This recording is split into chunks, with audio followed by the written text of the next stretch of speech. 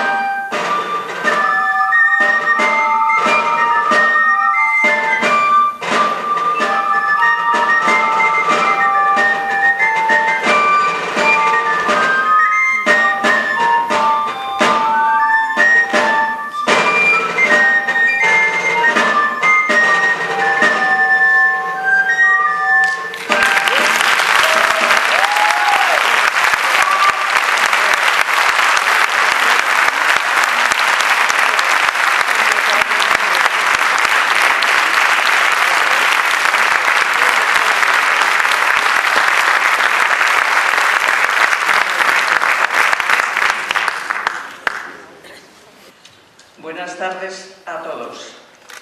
Muchísimas gracias por el homenaje que me han hecho Caritas de Once.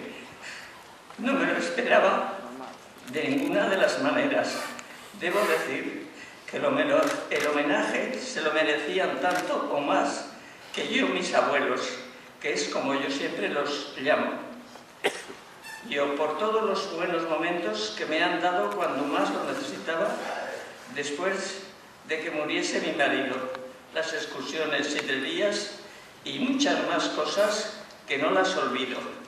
No quiero olvidarme de los trabajadores de la residencia. Les estoy muy agradecida a todos ellos. Se han portado muy bien conmigo. Mientras pueda y me lo permitan, seguiré yendo, porque allí soy feliz. Muchísimas gracias a todos. Esto no lo olvidaré en la vida.